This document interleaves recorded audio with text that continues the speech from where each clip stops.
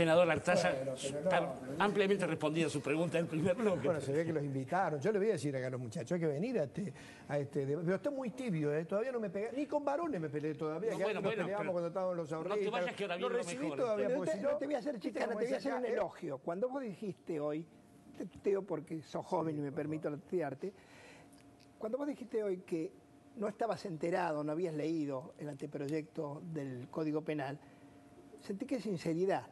¿Sí? Porque aceptar la ignorancia, que es la que acepto yo, que tampoco lo he leído, es un acto de sinceridad. También sería sincero si te invitaran en otros programas para hablar del Código Penal y vos dijeras no sé nada del Código Penal, que creo que lo vas a hacer. Sí, no. En este sentido, te puedo decir algo. No puedo hablar yo de un anteproyecto que no llegó. No sería serio porque no llegó a la discusión de nuestro bloque.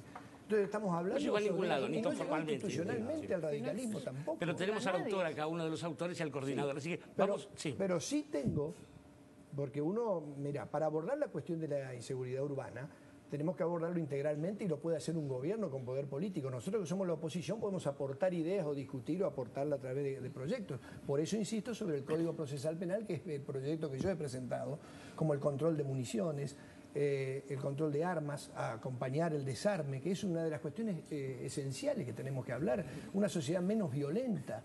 Entonces, sobre todo por el control de armas a través del sistema IBIS, insisto que las fuerzas de seguridad no tienen control, no están ni siquiera en el RENAR, hay muchas fuerzas de seguridad. Tenemos que avanzar todavía en esa cuestión. Entonces yo, primero como ciudadano, conozco el Código Penal, bueno, he estudiado 2 años abogacía, ¿no? Pero terminé haciendo imitaciones.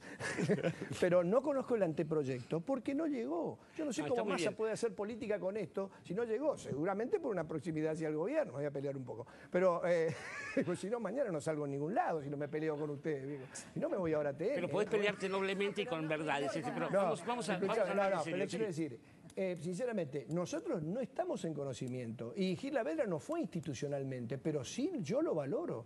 Realmente valoro porque yo creo que es necesaria esta discusión. Pero eso habría que haberlo dicho en el Senado cuando la Unión Cívica Radical se pronunció sin conocerlo, como decís, y asumo que decís la verdad, en contra de tratar el anteproyecto en el Senado. O sea, esto que vos estás planteando, el jefe de bloque, que es Gerardo Morales, dijo, y Julio Cobos a la cabeza de en declaraciones, no sé por qué no levantaste la mano vos, no sé si reglamentariamente podías o no, tenías la oportunidad, con la Unión Cívica Radical no veo oportuno que se trate en el Senado el anteproyecto de reforma del Código Penal y no lo habían leído. No, así que hay una responsabilidad mediáticamente política lo habrá dicho algún dirigente. No, lo dijo Gerardo. Mira, nosotros no lo tenemos en el recinto. Lo dijo en el recinto Gerardo Morales el 6 de marzo. Sí, insisto yo en el debate, sí. Yo creo que hay que debatir esta cuestión. Pero decíselo al seno de tu partido. Sí, pero porque el jefe tengo muchas diferencias. Los radicales no pensamos todos iguales, no nos alineamos así. Pero vos planteás diciendo, no sabemos, no leí, no lo conozco, y en ese contexto, ¿cómo negarse a Los debatir radicales este siempre proyecto? hemos tenido derechas e izquierdas y discusiones. Bueno, pero vos tenés un jefe de bloque. Yo tengo un jefe de bloque con el cual discuto esta cuestión. Venimos ahora de una reunión de bloque. Entonces posicionate en este momento, decí públicamente que sí estás a favor de que se... ¿Estás a favor o no? Perdón, yo digo públicamente lo siguiente. Mire, desde 1983 hasta la fecha, los argentinos no tenemos que tener miedo de decir que somos garantistas. Sinceramente, que estamos bajo la tutela de la Constitución de la Nación. Y somos garantistas. Es decir, tenemos que garantizar hasta los instintos de la masa a veces. ¿Estás de acuerdo o no? Perdón, quiero hacer la pregunta, porque ¿estás de acuerdo o no que se debata el anteproyecto de reforma del Código Penal en el Congreso? Por supuesto que sí. ¿Cómo no voy a estar de acuerdo? Como estuve de acuerdo que se debata el Código Civil, que se debata y sobre todo lo de los bienes, que ya tengo 3 matrimonios perdidos, que sea retroactivo. Pero que se trate el Código Penal, por supuesto que hay que discutirlo, tenemos que actualizarlo. Me parece que Nito ha empezado por decir algo que acá... Lo que yo no estoy de acuerdo es en el tema de que vayamos hacia la mano dura, hacia el aumento de penas, al contrario, tenemos que adaptarlo al siglo XXI y amerita una discusión.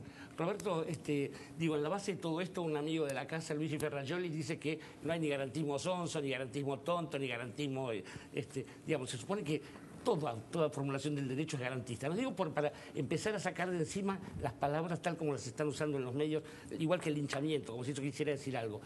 ¿Por qué nos contás, nos aclarás qué pasa con eso y cómo hacemos para pararla a Cintia García y que no lo apriete más a la espalda? No, por favor. Sobre eso no puedo hacer. Ya está, obtuvimos la Si no, declaración. nos vamos a aburrir en este programa. Silencio, por Ya favor. tenemos el título. No, la verdad es que no hay un garantismo sonso, ni agregarle ya más calificativos los que ya se le ponen al pobre garantismo. O hay garantismo o no hay garantismo. claro. Es decir, o hay Estado de Derecho o hay Estado autoritario. O hay democracia o hay dictadura. No hay alternativas. Ahora, sí es verdad que bueno, se da una pugna, ¿no? en la democracia en el que a veces el sistema se orienta más hacia el Estado autoritario y a veces más hacia el Estado de Derecho. Y ahí es donde está un poco el debate. Yo escuchaba algunas cosas, como por ejemplo que se hablaba con cierta liviandad, ¿no? De un mes preso, 15 días preso. Yo recuerdo el caso de David, un chico de la provincia de Buenos Aires, lo detuvieron con un porro, lo llevaron a la comisaría, en la comisaría lo violó otro detenido. Expliquémosle a la familia de ese chico que lo detuvieron por la tenencia de un porro, lo que es estar en una comisaría a veces compartiendo con otras personas 2 o 3 horas. Digamos, es muy complejo hablar de estas cosas y es muy fácil perder la sensibilidad, como decía Mercedes Morán, si no se tiene una noción de lo que se está hablando, ¿no? Bueno, Si pero no no es se... lo mismo que el caso del ladrón. digamos... No estoy diciendo que El motivo, es bueno que lo violen al ladrón. nadie pero tiene no- derecho a que, digamos, nadie tiene por qué ser no. violado en una comisaría, ya sea por el robo de un reloj o por la ¿El tenencia juez de un Cubas porro. actuó conforme a derecho? Por supuesto que actuó conforme Ahora, a ¿era derecho. la única Ahora, alternativa que tenía? no era la única alternativa. Quizá era una de las alternativas. El juez No, Cubas pero es igual el era- que- en realidad el juez tenía 10 días para... es el del caso del hombre No, de No, Gerardo a ver, Moreno, a ver. veremos explica, un por poco. favor, Sí. perdón, pero ¿puedes explicar bien cuáles son las alternativas que tenía el juez en el marco de la ley vigente y del código Sí, vigente? el juez tenía que hacer lo que hizo. ¿Por qué? Porque se trataba de un delincuente primario, se habló de entradas a comisaría, sí, a mí la verdad no me consta por qué motivo entró, si él fue imputado de algún delito, simplemente lo llevaron por averiguación de antecedentes, la verdad no lo sé. Causas aparentemente no tenía abiertas. O sea, era un primario, se constató, digamos, dónde vivía, dónde está, no hay peligro de fuga, no hay posibilidad de que entorpezca la investigación, el juez lo tiene que liberar. Ahora, yo cuando escucho esto del garantismo sonso, de una suerte de ética de la oportunidad, el juez no puede guiarse por ese tipo de cuestiones. Digamos, ¿qué queremos promover? ¿Un garantismo vivo que tenga en cuenta la tapa de los diarios y que entonces si es un caso público, polémico, lo tengo que guardar por una semana, por 15 días? No. Digamos, el juez cumplió con la ley. Ahora, si no nos gusta la ley, si no nos gusta el código de procedimiento, en algunas cosas se puede cambiar, pero en otras no, porque yo escuché también decir, si la herramienta no funciona hay que cambiarla. Hay cosas que no podemos cambiar. La presunción de inocencia es un principio constitucional, artículo 18 de la Constitución Nacional. No es tan obvio, Sandra, lamentablemente no es tan obvio porque es lo que estamos discutiendo en estos días con estos supuestos linchamientos, que por otra parte no son tampoco hechos tan novedosos.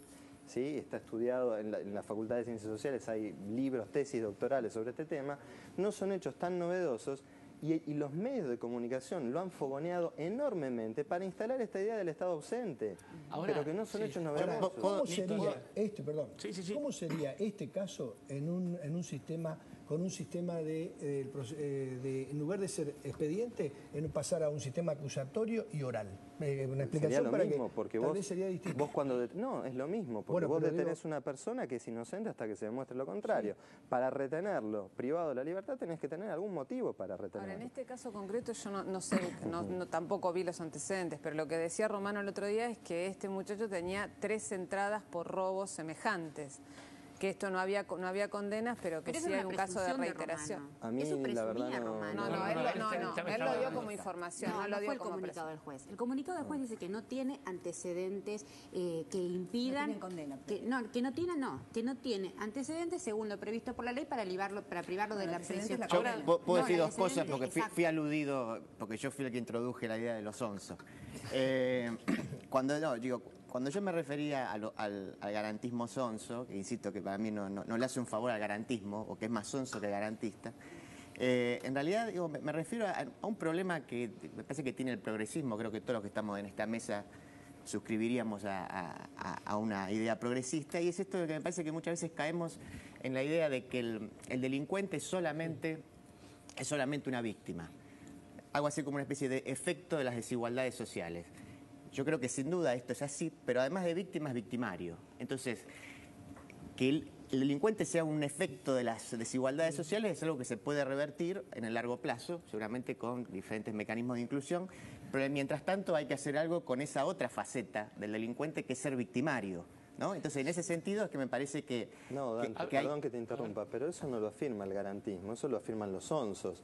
O sea, justificar cualquier tipo de criminalidad porque se es víctima de la sociedad, no pasa pero por ahí. Pero yo no la dije cuestión. que eso sea garantismo, sino que el garantismo sonso. Claro. Entonces, déjame terminar. Entonces digo, yo creo que hay que dar el debate, me parece lo mejor que podemos hacer, creo que acá se han dado muy buenos debates, pero también hay algo, ya que vamos a debatir el debate, y es que la propia lógica televisiva nos lleva a presentar siempre contrarios, posiciones absolutamente radicalizadas, que evitan los matices, evitan las complejidades. Evitan la seriedad, básicamente. Posiciones absolutamente sonsas en los extremos, y me parece que ese también es el pero eso lo estamos viviendo quienes estamos en el medio, o estás acá sentado, que algunos estarán gritándome y otros estarán diciendo, o estás sentado del otro lado de una corporación mediática, y no podés estar en el medio con una posición de decir, cuando yo digo, mira, hay que construir, o podemos coincidir en el progresismo, quiero que ser alternativa a este gobierno, pero también le marco, y he sido muy opositor aquí, sobre todo cuando se pagó la deuda del Fondo Monetario, etcétera, pero sin embargo debo rescatar las cuestiones, no hay un espacio para quien pueda tener este discurso, ¿no? O venís a 678 o te vas con Bonelli, allá con Marcelo Bonelli, entonces... Pero acá invitamos a que vamos a hablar, ¿viste? Por ahora. Por eso no son hay que debatirlo. Este es el espacio, porque vos empezaste haciendo una humorada que la chicana que algo te dijo Nora oportunamente, y creo que esta conversación que estamos teniendo plantea estos matices. La idea de la discusión y del debate en voz alta plantea también el tema de la televisión del que habla Palma. La televisión es un lenguaje que exige correr. Bueno, ahora, de todos modos... Este es el tema. Entonces, si vos te quedás preso de ese lenguaje... Tiene que ver en esto también, que en algún momento tenemos que dar un debate serio, yo lo propongo siempre como vicepresidente de la Comisión de Medio del Senado, con la desigualdad y la comunicación, y decir que están recibiendo los sectores más vulnerables. La desigualdad se produce a través de la publicidad constante de la insatisfacción constante, sí, seguro, en la cual uno nunca llega y produce mayor desigualdad todavía. No sé si soy claro con el tema de la publicidad constante. Capitalismo.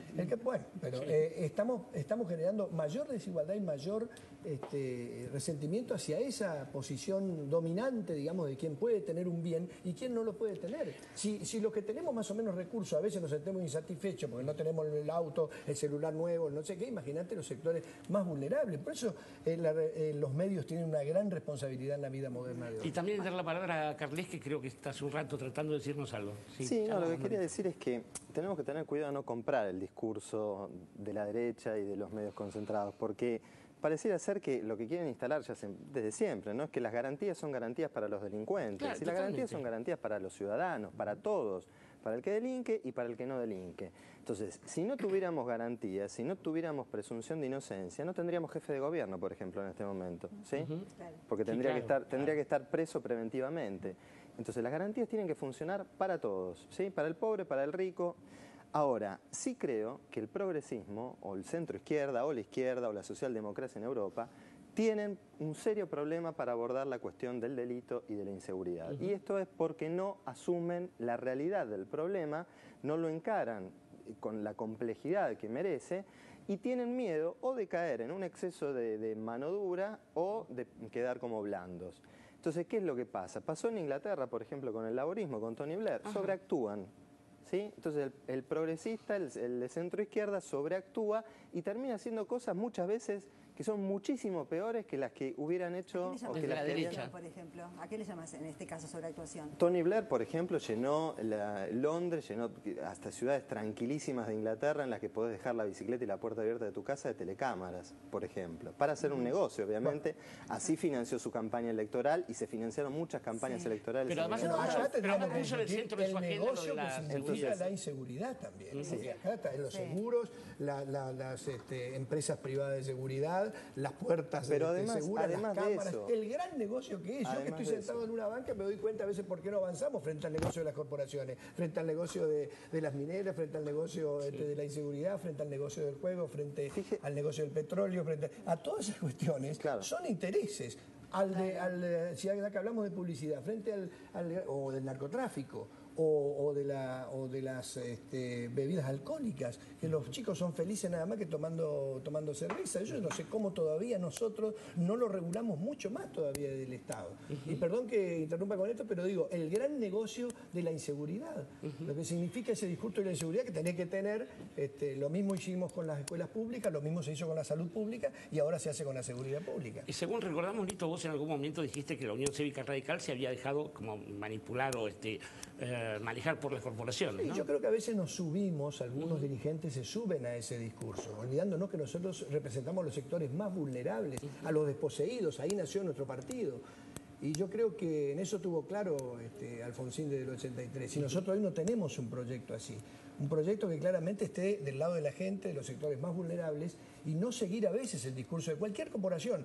Nos equivocamos con los bancos, fíjense ustedes que pusimos a caballo en aquel momento, nos equivocamos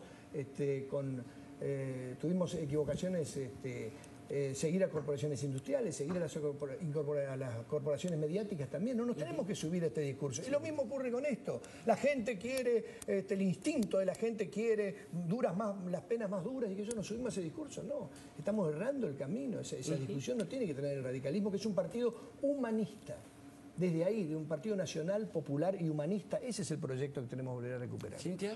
Sí, yo para redondear mi idea de este debate sobre el debate, a mí me parece que este es un espacio de construcción, ¿no? Que me parece que yo no creo que se hayan dado ese planteo que vos hacías, Dante, sobre que se plantean dos extremos y las cosas se llevan a los extremos. Claramente el lenguaje televisivo es complejo para generar, pero me parece que aquí pasa permanentemente.